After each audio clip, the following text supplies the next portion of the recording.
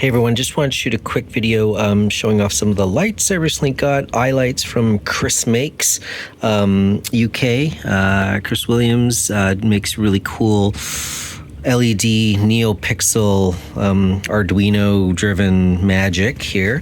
I can't peel these off anymore. I realized I glued them on, but you can see there that he's got his own boards, and normally when you press this button, it gives three modes. There's like a white, a sort of a off-white yellowish, and then it goes red for the Sith thing. I didn't really need all those, so I actually went into the code and deleted all that just so that when you turn it on, it's just kind of the warmer yellow because I wanted the OG look. So these are some brass eyes that I got way back for a Zorg helmet, like 10-15 years ago, and I still really like them, so I really wanted to use these with my helmet. Something special I didn't cut these out of like the fluorescent light fixture material. I actually resin printed them from Jesse's model.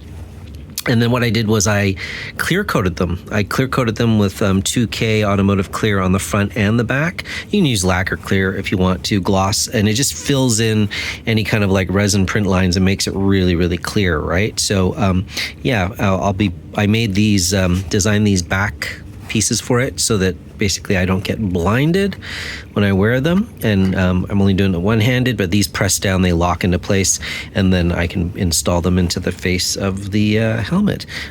So I really wanted to try something different. I'm just going to turn these on. Sorry about that. There we go. Because I had previously wired up my own LEDs, and I did a fan film shoot a week ago, and they were way too bright, and I didn't think I did anything crazy.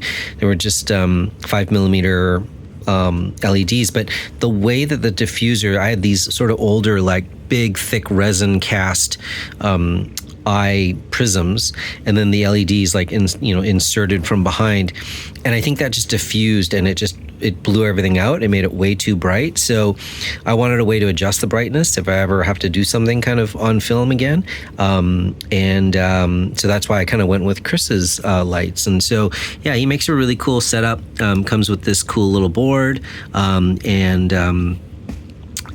comes with a switch and everything. And yeah, so you basically need to print your own grills. I believe he has models for the back of his lights that fit over the Jesse models, but my size was different, so that's why I had to make mine myself. So anyways, yeah, I really like the way they look. It got that nice kind of champagne color now, and yeah, really happy with the way they turned out. So thanks a lot, Chris, for your lights.